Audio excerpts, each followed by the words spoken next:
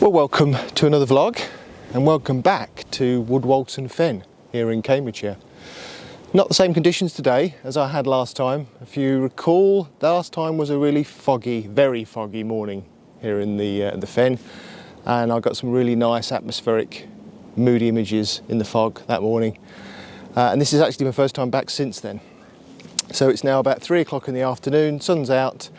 There is a chance that we could get a reasonable sunset, so again, similar to when I went to Holme Fen several weeks ago, my plan is to use some of that warm light during the latter part of this afternoon, hopefully to open up a few compositions here at Holme Fen. Sorry, at Woodwalton Fen. My aim here today was actually to rise to a bit of a challenge set to me by fellow vlogger and YouTuber Chris Sale.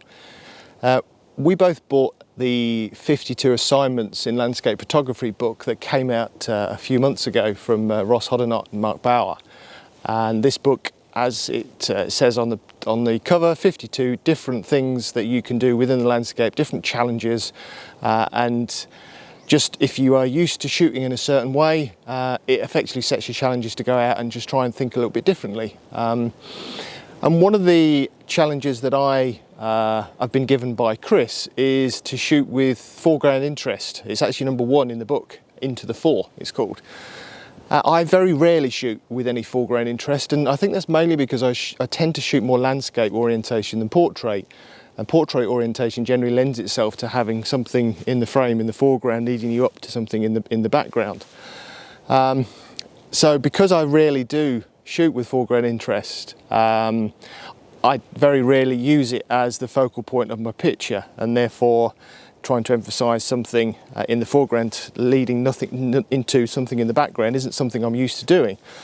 So I thought I would be happy to accept that challenge and see if I can get some images that allow me to really emphasize foreground interest more.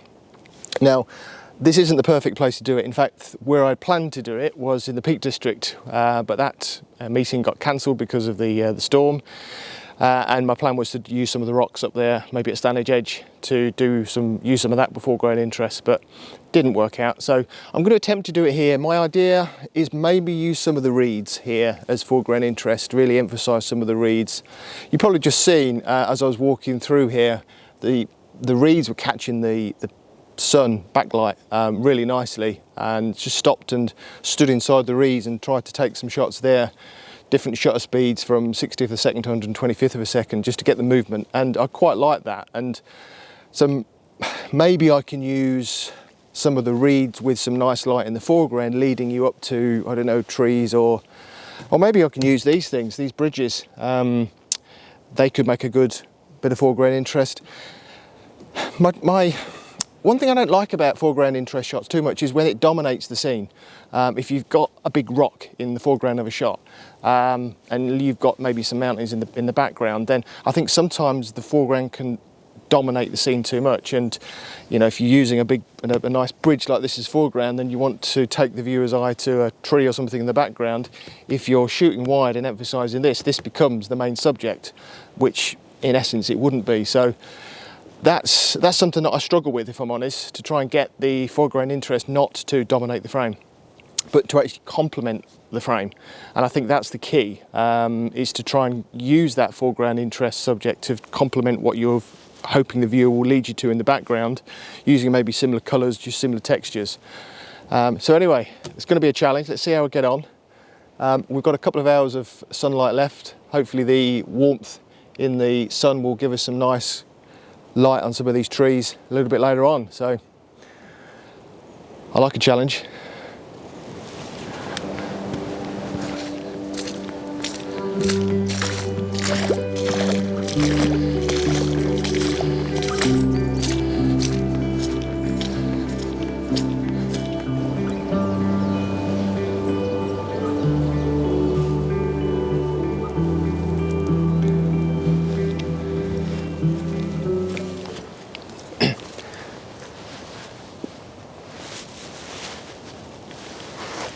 Just behind me, over there,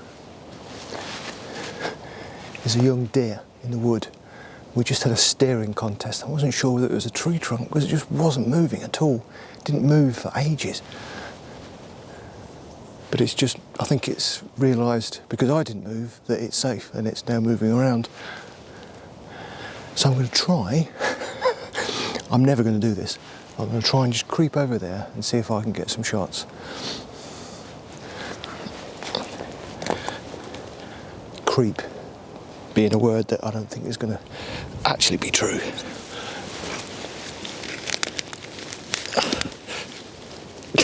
See what I mean?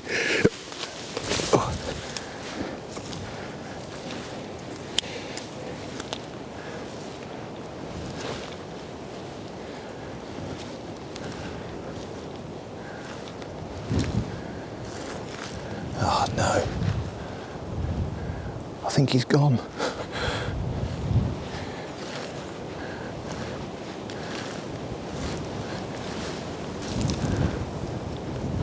Yeah, I think he's gone.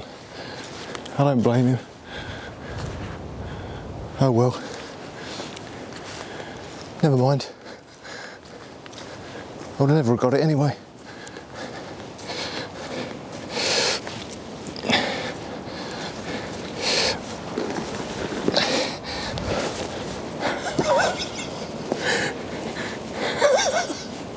How the hell?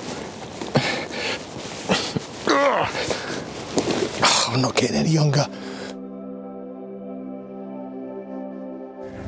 Now I might have found my shot with foreground interest. It's not strictly a traditional big foreground leading up to something in the background shot, but here in the Fens there's not a lot in the background, so I think the only thing I can use is whatever sunset we get later. There is some nice high cloud in the sky, so we might get a reasonable sunset, so if I can use that as my background.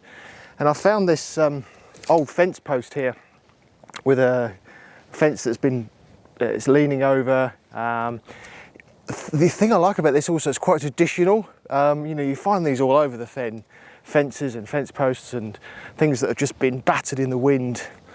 And it actually leads quite nicely out towards where the sun will set in a bit. And you've got these lovely reeds here as well blowing, which will catch some of the side light. So I'm thinking, well, what am I thinking? I don't know, if I'm honest. I quite like it here as some foreground interest, but it's down here on the left hand side, it's just mess and nothingness, and I don't know what I'll be able to do with that. So maybe I'll come this side and keep this in the corner of the frame and then lead that through. But again, you've got reeds all over the place and it could look quite messy. Or maybe I'll go around that side and just have the fence gate as the foreground interest. Again, as I said earlier on, what I don't want to do is to use you know, the fence and the gate as, you know, make them too dominant in the frame. And I'm thinking if I use the gate, it might be too dominant. I don't know. You can tell why I don't do this that often. There is definitely a shot here, and once the sun does come down low in the sky, there will definitely be a shot here. Whether it will be my into the fore shot to tick it off the list or not, I don't know, but there is a shot here. So I'm going to just wander back into the fen. It's so wet in there. I'll tell you what, without these wellies, it would have been no point in coming here today. I've been walking in water nearly up to the top of my wellies. And the wildlife is fantastic in there. I've seen a fox, I nearly saw that deer one. As I walked away from that piece earlier on, there were 2 deer and they just ran off as I walked through. And yeah, hares running across. It's just fantastic here, it really is. So yeah, if you live in this area and you just fancy coming down for a walk and just enjoying the wildlife, it's a fantastic place to come. So I'm going to see if I can get in there, take maybe 1 or 2 shots in there before the sun gets too low, and then come back and try and get this shot towards the end.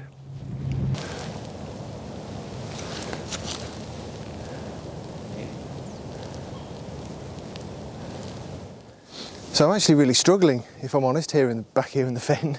I just can't find the composition, I just can't see anything. It's frustrating, it really is, but the sky actually is not looking too bad over there. I'll put a little bit of B-roll up with a better exposure so you can see the sky. It might actually light up quite nicely, some high cloud.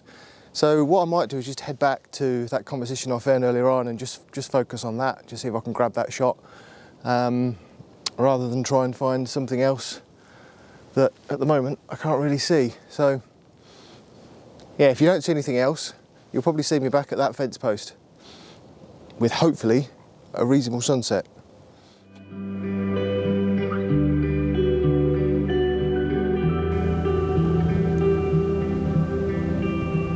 So plans don't always go the way you want them, do they?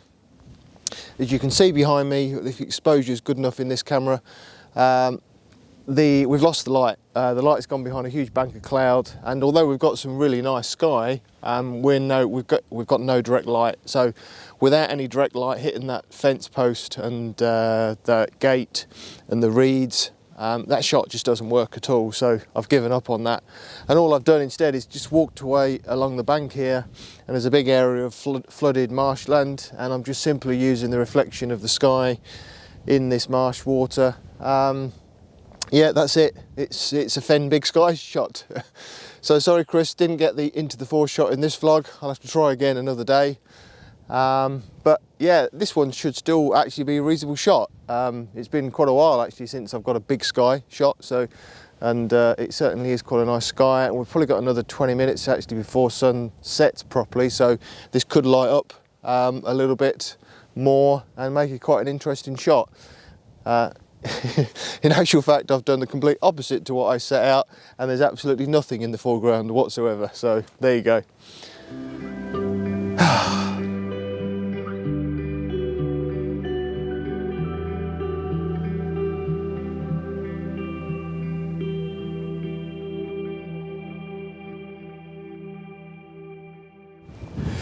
Well, although this hasn't really worked out as I planned, still an enjoyable time here at Woodwalton Fen.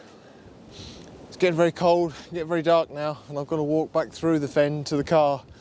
And with the amount of wildlife in there, I'm easily startled. So I'm gonna sign out now. So yeah, I hope you've enjoyed this.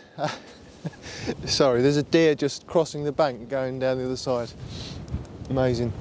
Sorry, so hope you've enjoyed this. And yeah, a couple of images there, big sky at the end and some reeds at the beginning. Yeah, just been a really nice time. So see you on the next one. Not sure where it will be, but I will get into the fore in soon, I promise. Okay, thanks for watching. Subscribe if you haven't already. Give us a like and a thumbs up, and I'll see you soon.